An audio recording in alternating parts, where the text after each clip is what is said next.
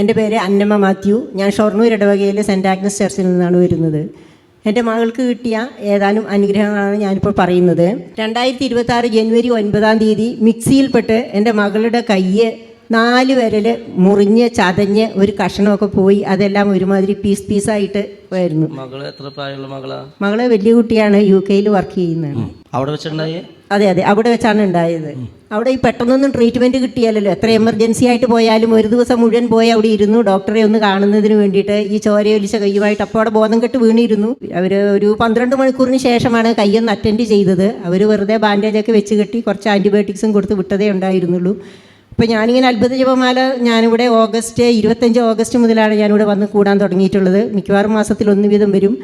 അപ്പോൾ അച്ഛൻ ഈ കഴിഞ്ഞ പഴയ ഒരു എപ്പിസോഡിൽ 4/7/23 ഒരു എപ്പിസോഡ് ഞാനിതിങ്ങനെ വെച്ച് കേട്ടോണ്ടിരുന്നപ്പോഴാണ് അച്ഛൻ ഇങ്ങനെ വിളിച്ചു പറയുന്നു, മിക്സിയിൽ കൈപ്പെട്ട് മുറിഞ്ഞുപോയ അപകടം പറ്റിയ ഒരാളെ ദൈവം തൊടുന്നു എന്ന്. അപ്പം തന്നെ ഞാൻ അവളോട് വിളിച്ചു പറഞ്ഞു. അപ്പോൾ അവൾ പറഞ്ഞു, ഞാൻ ഇന്ന് പോകുന്നുണ്ട് ഡോക്ടറെ കാണാൻ വേണ്ടിയിട്ട്. അപ്പം പോയി കൈ അഴിച്ചു നോക്കിയപ്പം അതിന് യാതൊരു പ്രശ്നങ്ങളും ഇല്ല, പഴുക്കുന്നൊന്നുമില്ല. അവർ പറഞ്ഞു പഴുക്കുമായിരിക്കും, നീരൊലിക്കുമായിരിക്കും, എന്തെങ്കിലും കംപ്ലൈൻറ്റ് ഉണ്ടെങ്കിൽ വരണമെന്ന്. ഒന്നും കുഴപ്പമൊന്നും ഉണ്ടായിരുന്നില്ല, അത് ഏതാണ്ട് ഹീലായിട്ടുണ്ടായിരുന്നു. പക്ഷേ അതിന് സെൻസേഷനൊന്നുമില്ല. എല്ലുകളെല്ലാം ചതഞ്ഞ് മുറിഞ്ഞ് അതെല്ലാം അങ്ങനെ വളരെ കഷ്ടപ്പെട്ടാണ് ഇരുന്നത്. അതിൻ്റെ ബാൻഡേജ് ഇതൊന്നും മാറ്റിയിട്ടില്ല.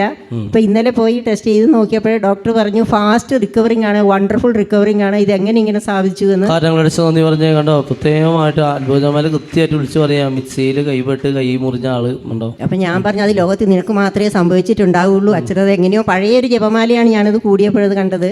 അപ്പം ഞാൻ എല്ലാ നേർച്ച വസ്തുക്കളും ഇവിടുന്ന് വാങ്ങിച്ചിട്ട് ഞാൻ കൊരിയർ ചെയ്തിട്ടുണ്ടായിരുന്നു. അവളതൊക്കെ ഉപയോഗിച്ച് പിന്നെ എല്ലാ വസ്തുക്കളും അതിൻ്റെ തൈലം ഉപയോഗിച്ച് കൈ മസാജ് ചെയ്യണം എന്ന് പറഞ്ഞു. 5 മിനിറ്റ് വീതം വെച്ച് മസാജ് ചെയ്തുകൊണ്ടിരിക്കണം എന്ന് പറഞ്ഞു. മസാജ് ചെയ്തുകൊണ്ടിരിക്കുന്നുണ്ട്. തേന്, ഉപ്പ്, തൈലം ഇതെല്ലാം അവർ ഉപയോഗിച്ച് വെച്ചുകൊണ്ടിരിക്കുന്നു. പിന്നെ ഫാസ്റ്റ് റിക്കവറിങ് ആണ്. അപ്പം ഇപ്പം അതിന് 90% അതിന് സെൻസേഷൻ വന്നിരിക്കുന്നു. പക്ഷേ കൈക്ക് ടച്ചിങ്ങും ഫീലിംഗ് ഒന്നും ഉണ്ടായിരുന്നില്ല. അവർ തന്നെ വണ്ടർഫുൾ ആയിട്ടുണ്ട്. ഇത്രയും വേഗം റിക്കവർ ആയതിന് ദൈവത്തിന് സ്തുതി. ഒരു മഹാത്ഭുതം കൂടിയുണ്ട്. ഹസ്ബൻഡ് പ്രോസ്റ്റേറ്റ് ക്യാൻസർ ആയിട്ട് ട്രീറ്റ്മെൻറ്റിലായിരുന്നു. അതങ്ങോട്ട് ഭേദമായി.